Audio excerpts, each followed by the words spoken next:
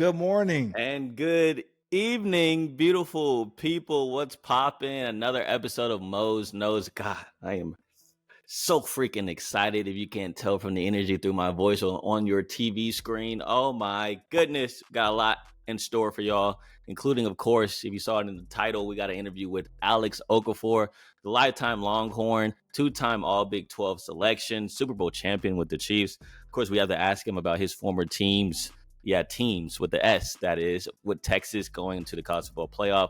Want to see if he saw any similarities between his 09 team and this year's team. We also asked his score prediction between Texas and Washington, what he expects to happen. And then lastly, the Chiefs, right? Everyone's seen the viral clip of Kadarius Toney lining up off sides after a sensational play with Travis Kelce throwing it behind, or lateraling it behind over to Kadarius Toney for the touchdown, but instead it wasn't a touchdown. It was a penalty on Toney. So size 18 B naught. Oh my goodness. Size 18 B naught. Big feet off size. And so we asked Okafor about that as well. And what does that mean, just being in the locker room for those situations? And he's been in that particular locker room in Kansas City before. And so how does his teammates kind of corral a dude like Toney? And also his thoughts on Patrick Mahomes. People calling him a crybaby, Deon. Like, it's crazy. Dude just wants to win, right? Yeah, they think he's a Karen. I think he's a Karen. He is half Karen, though. Yeah. So, I mean, well, he is half Karen, technically. More than play. Yeah, I guess so. What do you mean more? It's 50-50. More than half. It's 50-50, bro. Okay. Come on. Oh, my goodness. Hey. Anyways, we don't just have an interview with Okafor. Of course, you got some NBA talk. The Lakers won the in-season tournament, but the crazier part is LeBron is almost 39, and he's doing something stupid. Like, it's ridiculous how he's playing, but we got a little soundbite from Nick Wright talking about some things that we need to kind of start considering when it comes to the greatness of who LeBron is. We're not talking about the GOAT debate. Okay, we're not doing that, but just putting things into perspective and a kind of a bigger perspective when it comes to Zion and how big he's getting. I can't wait to hear that soundbite. That's the sound. How big he's getting. Speaking about bites, that's the soundbite we need to play. Come on. Apparently, he's biting the whole table out there in New Orleans. All right. Let's stop talking about biting. Okay, I know it's a lot of food out there that we could be talking about, but I just want to talk about your week. First off, Deon, as we always do, just how'd your week go? Everything good? Everything Gucci up there in Arlington or not? Really smooth week. You know, this weather has been up and down, but yeah, all in all, really smooth week, man. Like I said, I'm catching up on my schoolwork, and you know, it's the holiday season, and I work at a grocery store right now, so a lot of people have been stealing. So hey, if you don't think people know, the store knows and they're watching you. So yeah, but how about yourself, man? Wait, I gotta tap into that, bro. They still in Dak Prescott jerseys because Cowboys going crazy up there in Arlington, or no? No. I think by now the Cowboys fans have all the gear. If you go to the Walmart by the Cowboy Stadium, they have any and everything you're looking for. Face paint, the chain with the star They're on all it, in. the hat, rings, like. Hey, they beat the Eagles. So they beat the Eagles. Are they a squad? They was nice. Okay. So, you know, one thing for sure we know about the Cowboys, man. You just gotta wait to see it. You like Stephen A, bro. You like, just wait and see. Just wait and see. They're gonna screw you over at some point. Yeah. Something will happen, man. Something will happen. Okay. History repeats itself. So yeah. But how about yourself, man? How's your week, man? History continues to repeat itself. Yeah, I had a visitor over to the apartment. Let me rephrase that. Had a homie over, just so people don't get no ideas. Had a homie over to the apartment, and he parked outside. We have kind of bad parking for visitors and for guests, I guess you should say, and got towed. So another one of my homies coming over, getting towed. So history keeps repeating itself that way. And so woke up to a car that was gone this morning. So had to get that all figured out. And just, you know, expenses that you don't kind of expect sucks. So yeah, I feel bad for him. I'm guessing that friend's never coming over, huh? Nah, I think he'll be straight. That's the last time? I think he'll be straight, you know. I just got to do better with writing those mean emails. You talked about Mahomes being half Karen. I think I need to go Karen.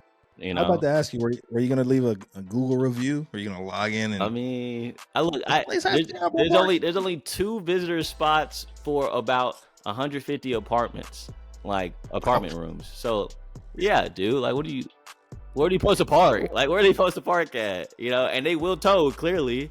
So, yeah, that's a whole nother conversation. So, yeah, maybe I need to go Karen and send an email. But you know, I'm not gonna do all that. That's too much work. No, I understand. I had that situation happen. Same thing. A friend came over, and Friend came over. I didn't. Yeah, I didn't A even know. homie or a Yeah, friend? a friend came over. You know what I mean? So, I didn't even know that. This is my first time actually knowing that they tow cars. So, yeah, we went inside, and I think immediately the friend tried to register their car, and they was like, "Oh, it's unable to register."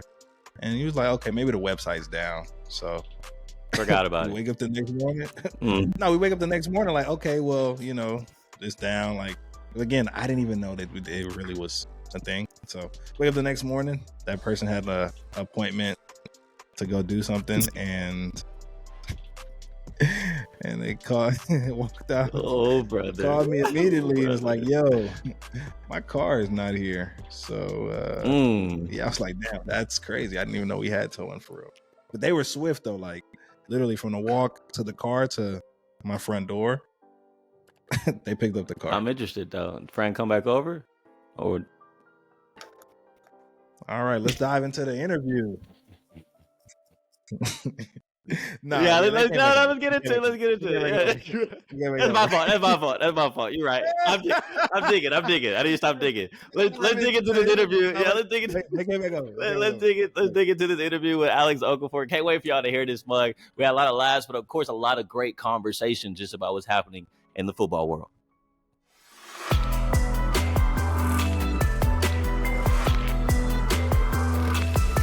All right, everybody, you know what time it is. You got to lift up the cups, I should say. Get a little cheers going on because we got a Pflugerville native, 2-time All Big 12 honoree, a lifetime Longhorn, drafted by the Arizona Cardinals back in 2013 in the 4th round. 9 years in the league, including one of those years being a Super Bowl champion for the Kansas City Chiefs.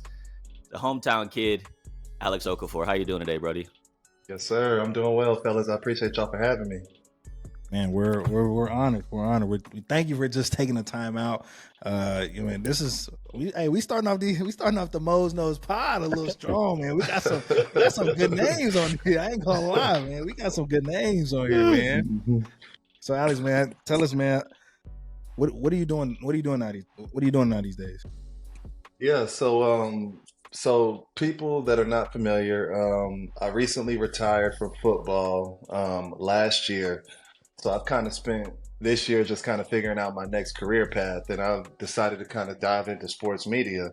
And Cory knows, man, I've worked with him a little bit up at KVU, but yeah, so I've been whether it's sports analyst with the local news networks or starting up my own podcast, introducing, doing player profiles on UT players. That's kind of what I got going on right now. I'm just trying to break into that sports media space. And since I already mentioned that podcast, I might as well give a shout out. Check out Behind the Facemask on YouTube. I'm doing player profiles on a couple of the UT guys, and I plan on continuing that. But that's where I'm at right now. Just trying to figure out what's next for me, and I think sports media is going to be it. And I just want to jump in here and just say, Alex, first off, congratulations for starting your own thing. I know the grind to get to this point. Heck, man, I feel like we've been on this journey together, you know, grinding and doing our things, you know, side by side. And so just proud of you, dude. Proud of seeing what you're doing and you're accomplishing. And one thing about that podcast that I really enjoy is how open and how transparent some of the guys on the team are with you. Talking about Tavondre Sweat, talking about dudes like Jade Barron, and like for these guys to be so open, it must be kind of cool, huh? To know that they trust you.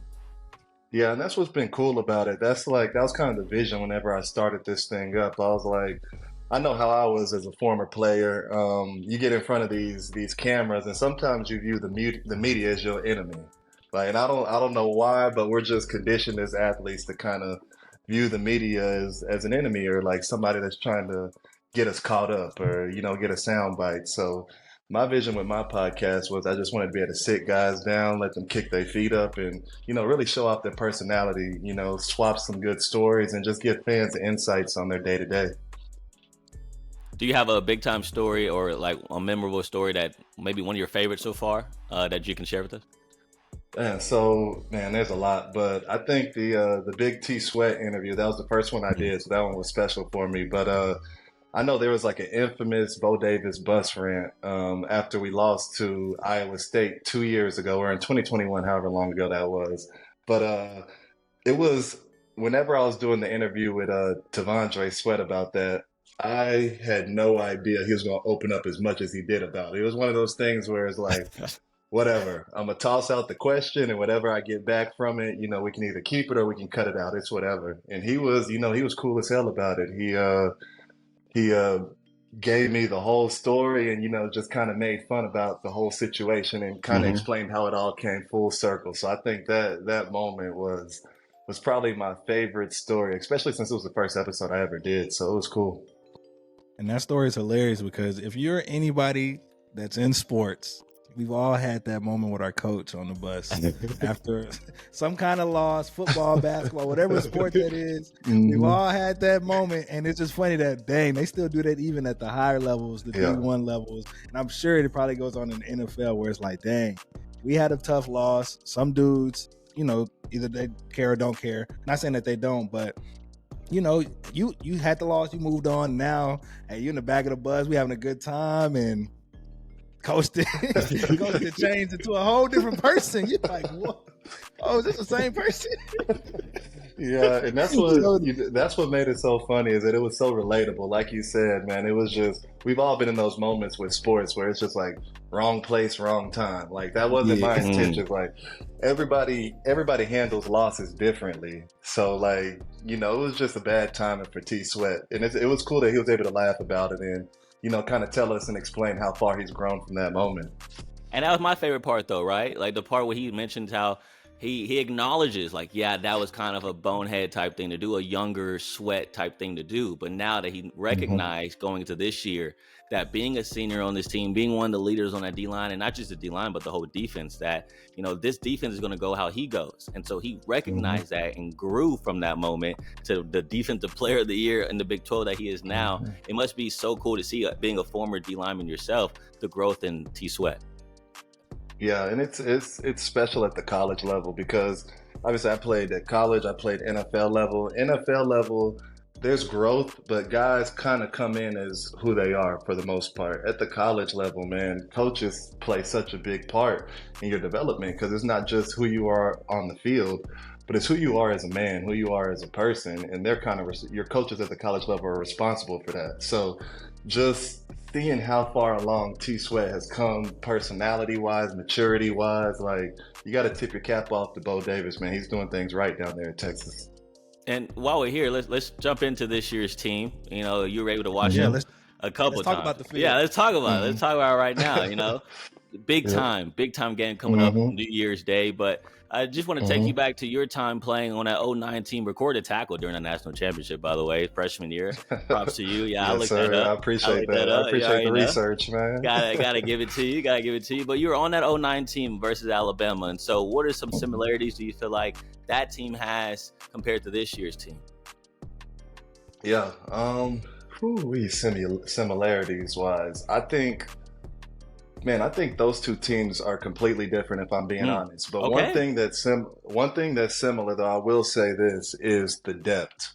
And I think that's why we're back to the big stage, is because Sark has done an incredible job of recruiting, man. And over the past two games, we've kind of seen that depth come into play. And we got cats off the bench just putting up crazy numbers. And it's an ode to our recruiting. So I think the biggest similarity is how much depth we have on this team compared to the depth we had on that 2009 team. Because, like you said, I recorded a tackle in 09, but I wasn't in the rotation. Like, you had guys like me, second, third string guys just gnawing at the bit, waiting for our turn. And I think that's the biggest similarity is the talent on this team versus the 09 team. Very, very similar.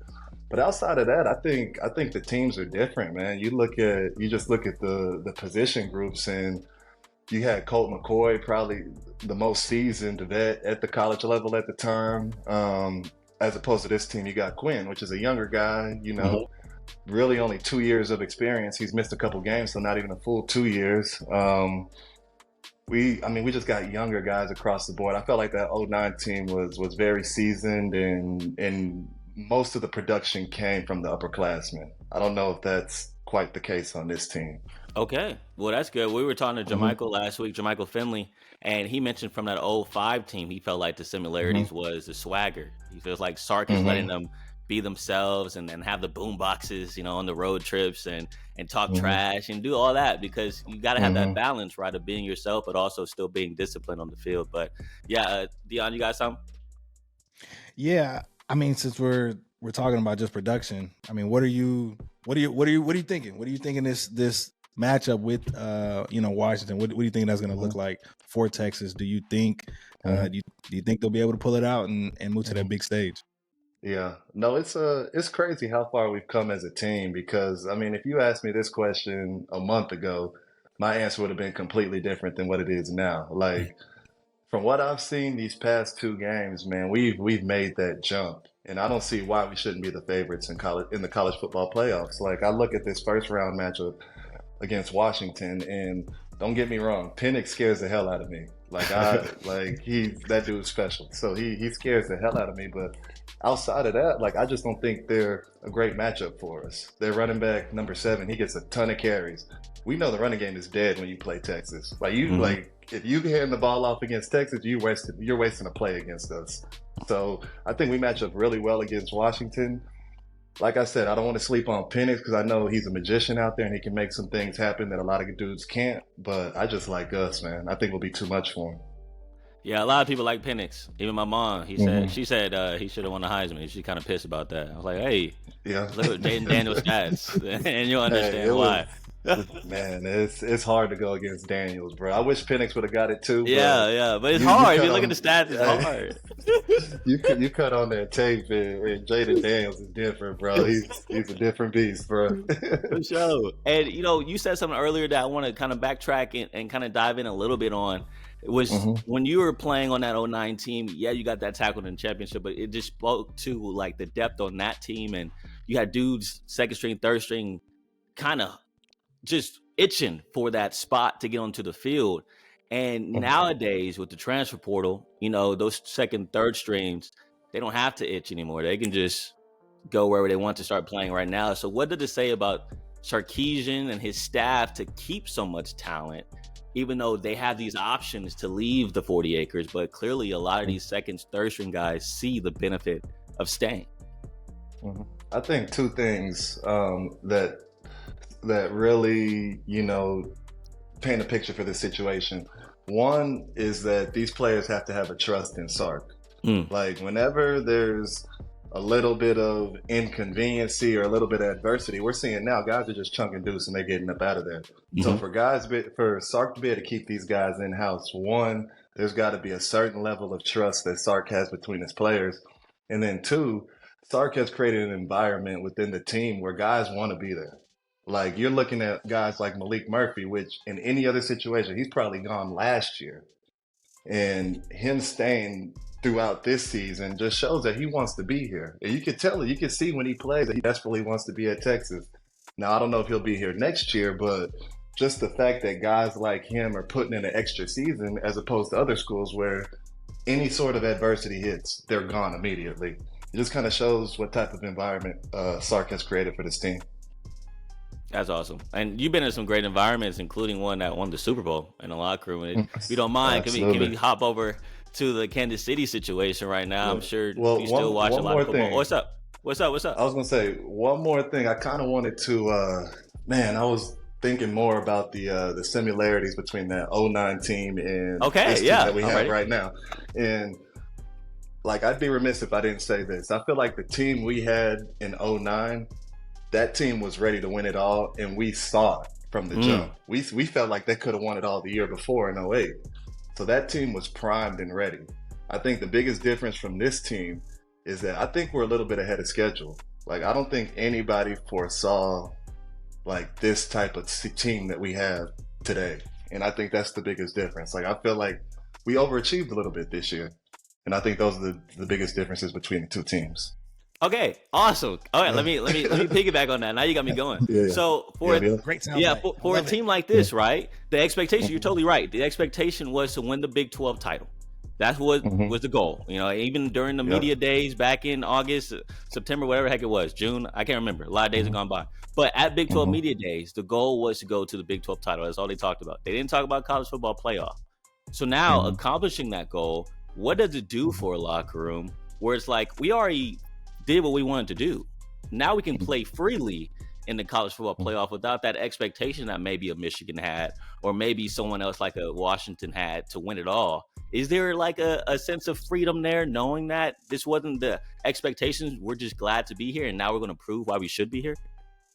Yeah, definitely. And I think that's why we're dangerous. And that's why, like, even though we might not be the favorites, I think we should be. Just because, like you said, of two things. We've exceeded expectations. So the guys, like, we've reached our goal. Like, everything else is gravy, like, for these guys.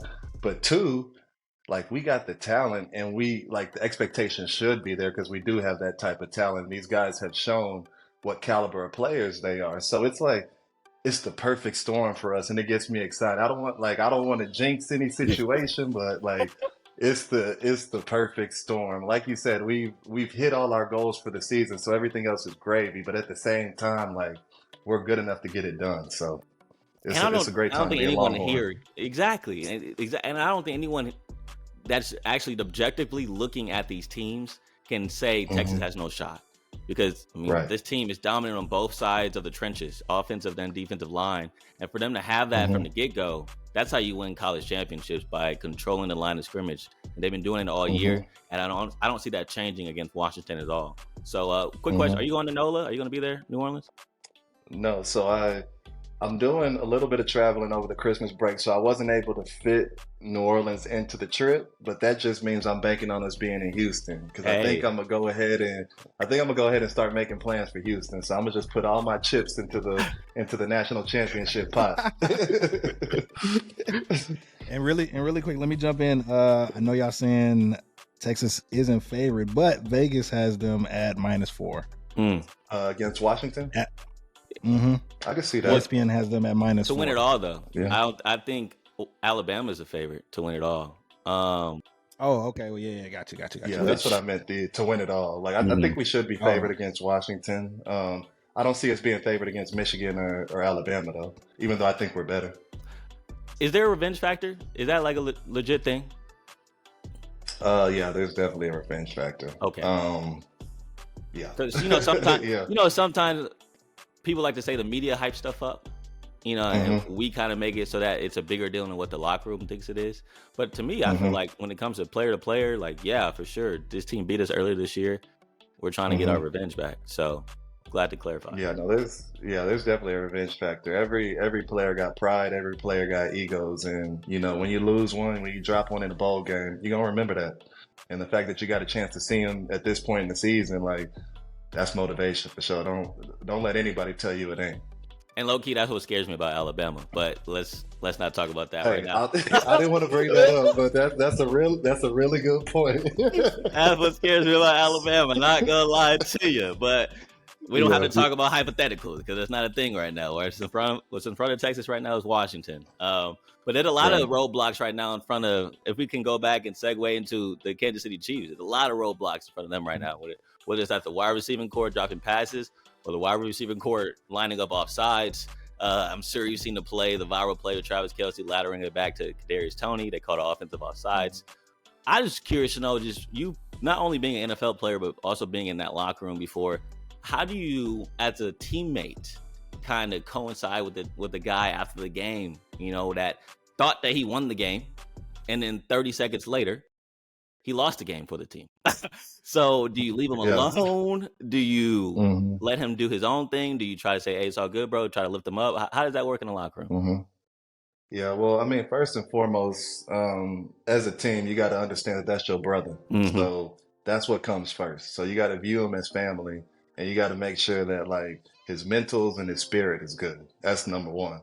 So yeah, to answer your question, you got to check in on him. Like, I don't care how bad he messed up. I don't care what happened on the field. Like, at the end of the day, that's family. You got to check in on him and make sure he's good. And then, like the corrections and the football field stuff, the coach is going to handle that. But as a teammate, you got to let him know that, like, hey, if don't nobody else got you, we got you. So I'm sure that's what they're doing to him to pick him up.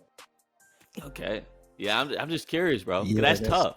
That's a tough situation. That is a Yeah. Me and Cory talked about it a little bit before. That's just a lose-lose situation for everybody involved. The refs, him, Travis, Patrick. Like, I'm sure Patrick didn't want to come out and say blame the refs or whatever the case may be, but like you say, it's a brotherhood. So it's like, yo, I gotta find somebody to blame, and I'm not gonna blame my dog. So And the refs just gonna have to catch this. The refs gonna have to catch this one, yo. I'm sorry. Hey, yeah, I mean that's what it comes down to, man. Like on the team, and y'all know y'all play sports, so I mean that's family, man. Yeah. Like if you don't view your teammate as family, then I guarantee you your team ain't gonna be that good. So, I mean, I get it. Pat was frustrated, and I mean he couldn't light into his teammate right after the game, so he got to redirect that anger elsewhere. So Yeah. I mean, I get it, man. And that was going to be my next question, though. Speaking about Pat, I mean, you spent time with him. Was that abnormal? Was it weird to see him kind of be out like that in the media, saying that's the worst effing call he's ever seen, and being outspoken? Even Andy Reid spoke out about it in the press conference. And Andy usually doesn't say anything about refs and stuff. Yeah. So was that weird for you to see that? It was a little surprising. I'm not gonna say concerning. Like some people, it's like first of all, people are blowing it way out of proportion. Like people, Yeah, are calling him a crybaby and stuff. yeah, like people are trying Ridiculous. to character winner. assassinate Pat. Yeah, that's what I'm saying. And all I saw from him was that he cares about the sport. Like I don't think he did anything out of line. Like it just shows me how much he cares about this game. But it was a little abnormal, and I think it's because, I mean, you got to look at, since Pat has came into the league with Andy Reid, like they've been able to do whatever they want on the football field. They can get points at will. They can score at will. And this is like the first time they've had to experience like some real adversity within that offense. So they're just trying to figure it out, and trying to figure it out is frustrating. I think a little bit of that frustration came out. I'm sure Pat would like to have some of those moments back, but at the end of the day, it wasn't a big deal. He's just passionate. It's a passionate game, man. And I don't think he did anything too out of sorts. Yeah, I don't think so either. I mean, he's a winner. And like you mentioned, there's a lot of expectations for someone that young. And the expectation that he has is so unrealistic, because you go to the AFC Championship 6 straight times. Like, that's not realistic, you know? And so people have that expectation on him that he should be going every single year. And it's like, no. So when things don't go his way and he looks human, people think the world is falling. It's like, no, he's just coming back into reality, because we've been blessed to see so much greatness for so long. And so, yeah, I had no problem with it either. Yeah, I'm right there with you. And that's a good point. Expectations are through the roof. Like they've already crowned him. However old he is, 27, whatever, they've crowned him at age 27, and it's deserving. Like he's the best player I've ever seen on the field. So with that comes high expectations, and you know he's done a hell of a job managing those expectations throughout his career. You know, I'm sure he'll learn from this moment, and more importantly, I think the offense will learn and start clicking on the field. The biggest way to get past this is to get a win next week. So, you know, hopefully they can handle business and get that. I don't know. Do we like seeing this type of Pat though? I don't know. It was kind of dope, you know. Because he's one of those. You know, he's the league's baby. So I thought it was kind of dope. Like, yo, we never get to see. Pat is just, you know, Pat is like Dak Prescott. Like perfect answers. Like somebody gave me the script. I'm reading off the script, and it was just kind of dope seeing him go off script and show that, yo, even whether it's the right hill to die on or not, seeing that passion from him, like, okay, yo, he's a real human being. Like you say, experiencing for really the first time having to struggle in broad daylight. I mean, he seemed like he's had an easy road. Well, not easy, but he just seemed like, yo, it looked easy. I got in the league and I got in the league and I've been the best since I stepped on the field. So I think it's dope seeing this perspective of him. Like, okay, yo, this is another side that, I'm not gonna lie, I kind of think it's dope, yo. I think it's dope. He starts his villain arc. Yeah, no. I don't know if I'll take it that far, but you know. I'm telling you, look, next year we're gonna see him. We're gonna see him when he's gonna have his Travis Kelce era of just He gonna get the beard. You know what I'm saying? You think he gonna cut the start hair? calling That'd be crazy if he cuts the hair. Because he's not gonna miss out on that Head and Shoulders. Hey, money. you gotta get that deal. You No gotta chance. Get that deal. But Deon, I agree with you, man. Like, it's more than anything, like, it just shows that he's human. And like in life, man, we all struggle at some points in our life. Like, for the most part, besides that Super Bowl that we got blown out in Tampa Bay, like, things have gone Pat's way in the NFL, and that's because of his talent level and the way he's worked. But, you know, this is the first time that things have kind of gone off the rails for that team. And when I say off the rails, I just mean they can't score at will like they've been able to in the past. So we're seeing in real time how he's handling these moments, and let's watch him over the past couple of weeks and see what he does with it. Yeah. Well, Alex, I just want to say thank you so much for hopping on, man. This is a great conversation. And you talk about scoring at will. Let's talk about the Texas Longhorns. They seem like they can't stop scoring either. So at the end of the day, what do you expect to see final score-wise? Can I get a score prediction from you, Texas, Washington? Oh, man, let's see. You don't have to. I understand. No, I will. I'm trying to take everything into account.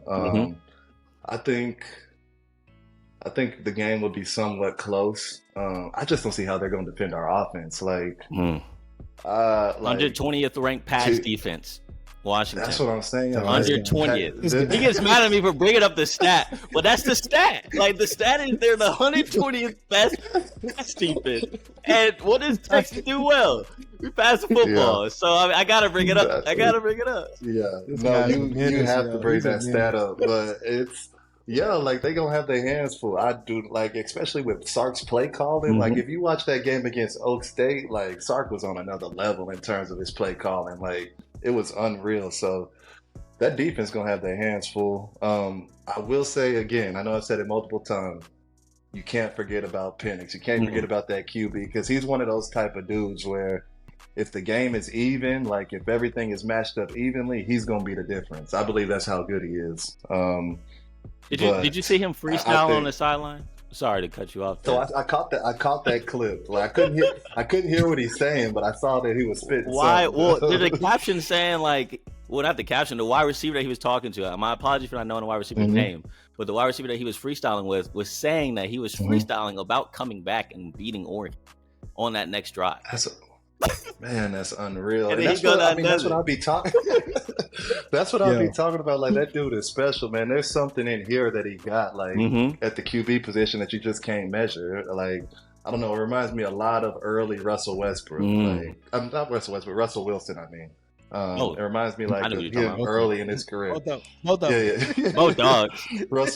Russell Wilson, where just like his measurables might not be there. Like, he might not have the strongest arm, but there's just something in here that's going to allow him to make a play. And I see that in Penix. But at the end of the day, I think it'll be too much for him to overcome. Okay.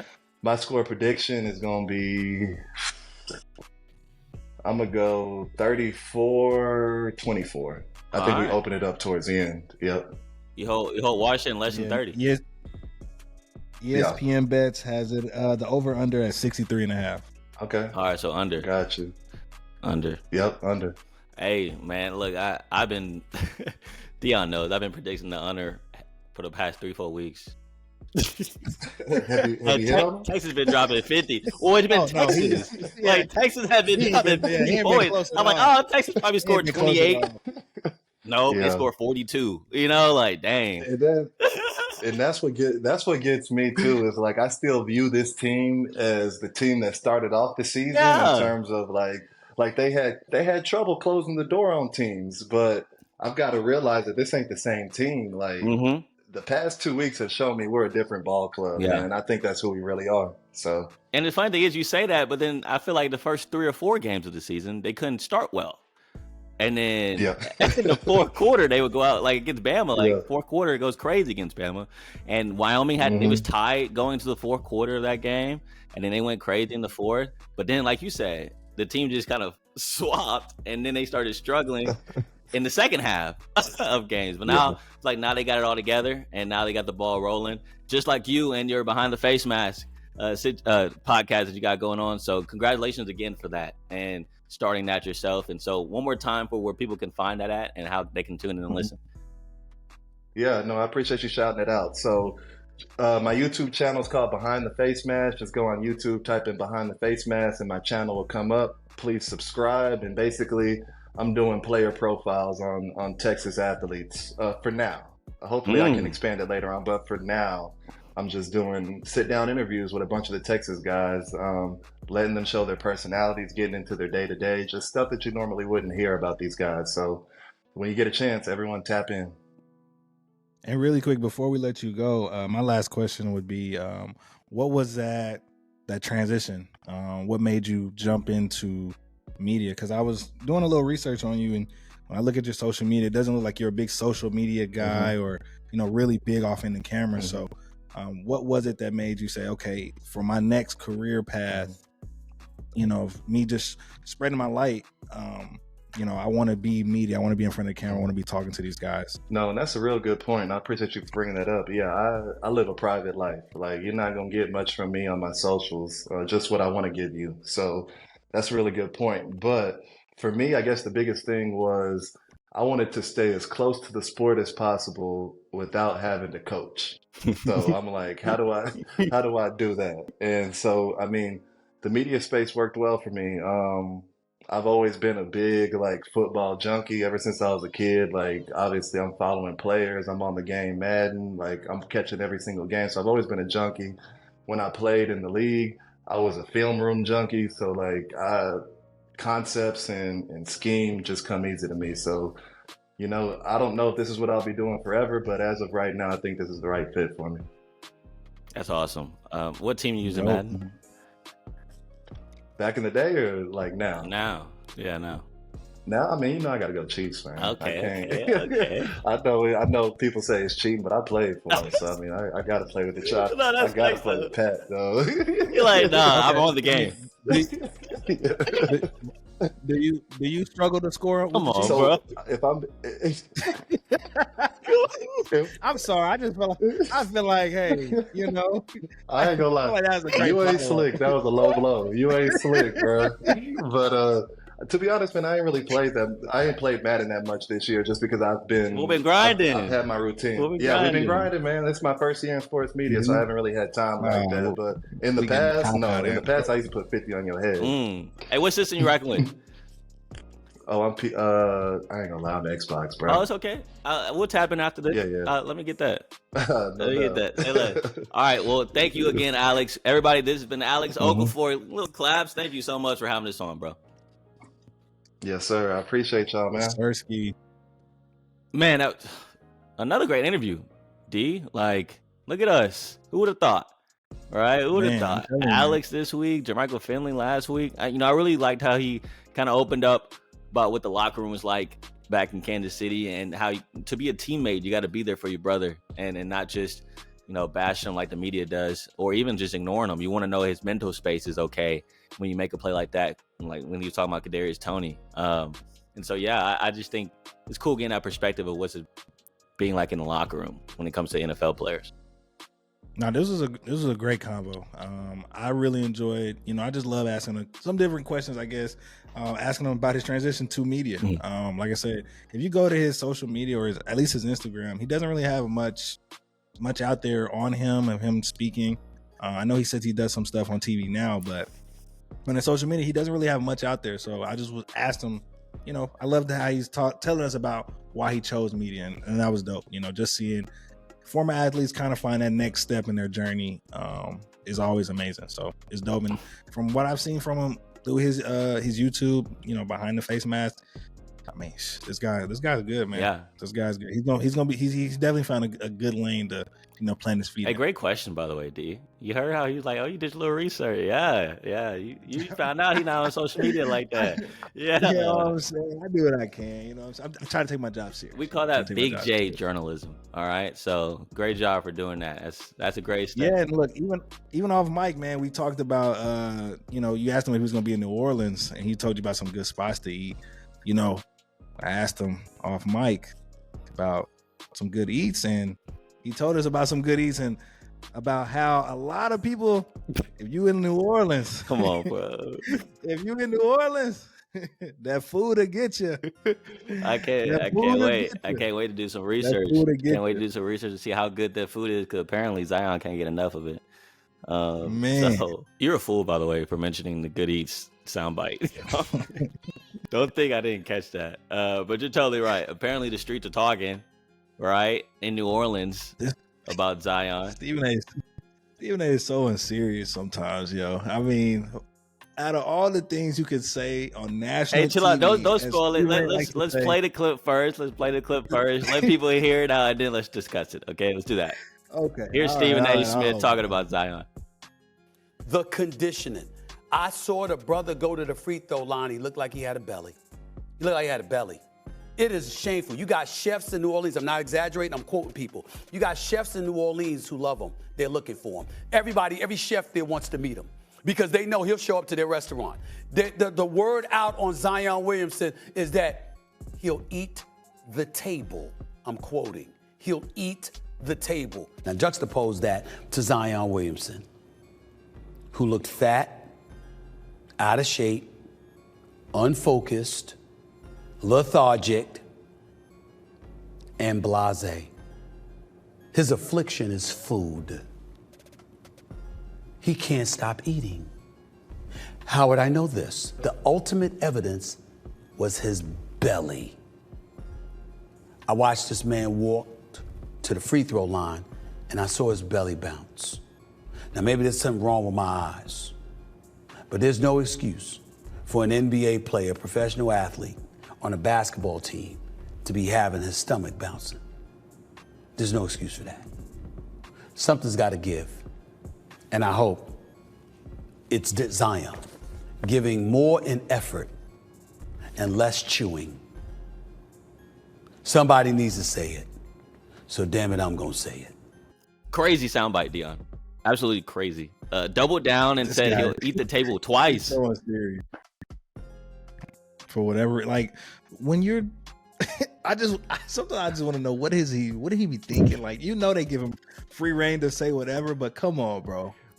Like that was the breaking. That was the chefs want to see him, and it's like, you know, to transition more into Zion and let's get off at Stephen A.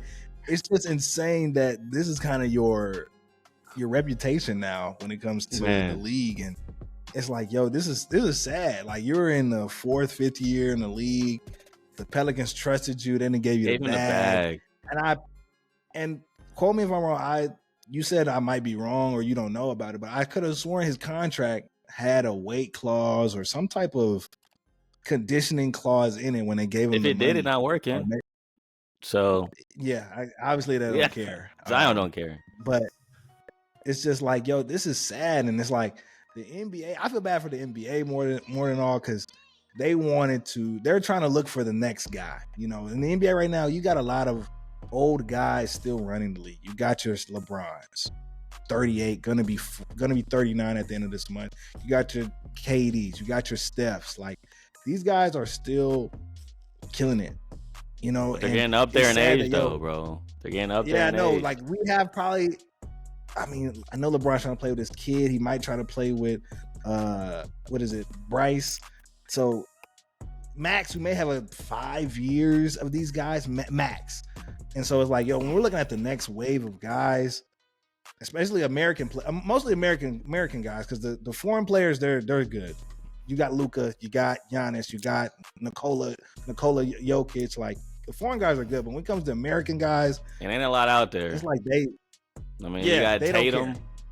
You know, he's cool. He's cool. Then you got Halliburton. I don't know. Are you putting Halliburton up there? I mean, his first year, that's too. I don't want to put that too much on, but he's having a great season. I mean, you got Ja Morant. He wants to be, Ja Wick. Now we got Zion. He got women trouble. He want to be a trick daddy. Like, oh yeah, Zion. Yeah, I forgot that happened over the offs. Yeah, he a freaky young dude. That happened. Text messages and all. It's like, I know Adam Silver be looking at like, yo, I'm trying to give y'all the lead. I'm trying to, so these guys can bow out gracefully, because I don't want to see those guys leave on an injury. But these guys they're like you said, they're getting up there in age, and it's crazy when we compare, especially I think recently over the last week when it was Zion versus LeBron. And I'm not going to lie, I think that should have been a bigger game than it was. To kind of have that pass the torch moment. Okay, Zion came to play. He a 20, 25, 28 point triple double or double double type game, but I mean he performed like trash. He was garbage. And he was garbage. Man, he could really give it up and down the court. Like it really was. And then while on the flip side, LeBron going crazy. Like at 38 years old, dropping these 30-foot 3-pointers. It's like, whoa. He still is one of the greatest players in the league right now. Right now, he is. And we talk about the in-season tournament. What was those stats looking like? I know you looked them up. Oh, what was those bro, stats you talking about for the whole tournament? Oh my goodness, LeBron went crazy. He averaged 26 points, 7 rebounds, 8 assists. Yeah, no, 8 rebounds, 7 assists, 26 points. Shot 61% from 3. 61% from 3. Like the whole tournament. Going crazy. And like you mentioned, it's supposed to be the time where he's passing the torch off. Like LeBron's not supposed to be doing this no more. Like he's supposed to be the guy that's taking a step back, letting the younger guys kind of take control of the league. But none of the younger guys that are American are like stepping up like that. No one's really balling. It's all the foreign guys, like you mentioned. And so LeBron is still doing what he's doing. And it's crazy to look at though and think like, wow, this dude has logged so many minutes over his lifetime, and still 66,000 minutes. 66,000. To put in perspective what that means, listen to Nick Wright talk about this and explain what 66,000 minutes means to be playing in the NBA. So LeBron's just crossed 39,000 points. Just call it an even 40,000 is where he stops at. For Giannis to get to 40,000 points, he would have to average 30 a game for the rest of the next 11 years and play 75 games a year. For Luka to get there, let's say Luka can average 35 a game. He'd have to play 75 games a year, never get hurt, and do it for 12 years. That's for the points. 35 a game, 12 straight years, 75 games every year, no injuries. A new player, if someone walked into the league and from their rookie year averaged 35 a night and played 75 games a year every single year, they would have to play 15 and a half seasons. So, but that's the points. The minutes thing is crazier. So he's now at 66,000 and change minutes. For context, if LeBron's at 66,000, how many minutes you guys think Giannis has played? I'll just tell you, 26,000. So he's 40,000 behind. So if he played 11 more seasons playing 90 games a year, because you get the postseason, 40 minutes per game, he could do it. He averages how many minutes per game? 33. Right. A rookie would have to do this. Average 36 minutes per game, play 90 games every year, and do it for 20 years. It's never going to be broken. These records will never be broken. It's not a GOAT debate. It's not a this. Yeah. These records are unbreakable under the current context of the league. Unbreakable records. So clearly, none of these records are going to get broken. Like that's basically what the gist of this whole video was. Like, that's etched in stone. His name will be up there forever because I don't see anybody as much talent is coming into the league. I mean, for one, nobody plays 70 games. Mm-mm. Nobody even plays 70-something games. Shout out load management. That's already out the window. And he's talking about playing 90. He's talking about playing 90 games. So that means, again, we have to remember LeBron went to the finals for a decade. Straight. Like, there's nobody that didn't miss a year. The league is just, the league is just too crazy for that to even be a possibility. And it's like, I know there's the Jordan guys out there, but yo, do y'all not hear this? Do you not hear what that's the thing though? Like, I don't even want to like make it like the GOAT debate. It's just like, let's appreciate what the heck is in front of us right now. Like, let's really think about this dude accomplishing these things with this many minutes on your body and still winning the in-season tournament MVP, still putting up these crazy numbers while playing 30 minutes a game, 31, 32, 33 minutes a game at his age, going above the rim with his head when he's making dunks at his age. Like, let's really put him to perspective how great he is and the longevity that he's doing it for. And I think Nick Wright did a really good job of laying that out in that soundbite because, like he mentioned, it's not going to happen again. I mean, maybe after we're dead and gone, but to do what he's doing, for someone to come in this culture of the NBA where it's load management, take care of your body. You don't need to play every single game. It's basically impossible because of that. And so now no one's really logging that many minutes in the season nowadays. And that's why it seems so unrealistic for anyone to break those records, because no one's doing that no more. So, yeah, just appreciate the greatness in front of us. Not trying to say Jordan versus LeBron. Just wanted to clarify and bring perspective and bring an insight on this is amazing. Let's appreciate it. Yeah, congrats to that. But LeBron over Jordan. Here you 'Cause go. what the After heck, all bro? that, bro. Come on, bro. Did you not hear that, bro? Yo, that dude had to come into the league and play. We're not that 90 type of Bro, podcast, bro. We're not trying to do the whole Jordan versus Kobe Man, versus it's LeBron. insane, bro. Bro, we just appreciate greatness. Look, I appreciate that LeBron has one thing that Jordan got, God. and that's an in-season. That's an in-season title, baby. Let's go, LeBron. Let's go, LeBron. But hey, man, let's get out of here, man. It's been a great pod, yo. Cory, you got any final thoughts? Yeah, can't wait to ask some chefs down in New Orleans if they've seen Zion. Like, can't wait. Like, just go to every restaurant I go to. Yeah. Hey, Zion been in here? Go eat the Oh no, all right. This must not be good then. Let me get out of here. But they say yes. My name is Zion. I ordered here. Let's try the food. The table. And the table. I rated 1 through 10. Shout out Keith Lee. Oh my goodness. Hey, that's a crazy statement though. Let's just go back. Like one more. Like to say a dude eats the food and the table. Like that's crazy. So yeah, I can't wait. I can't wait to go to New Orleans and see why the tables taste so good. So yeah, but any final thoughts? Man. Yeah, man. If you're grinding, man, sometimes you got to make some sacrifices. You might have to sacrifice some time with the family, sacrifice, hobbies. Just understand that, sacrifice is going to pay off in the end. So don't be afraid to, sometimes you have to miss a birthday, you have to miss a party, you have to miss, some important moments, but it'll all pay off in the back end. So yeah, man, that's all I got, Cory. Let's get out of here. Man, as always, thank you for watching. Thank God for giving us this platform. And as always,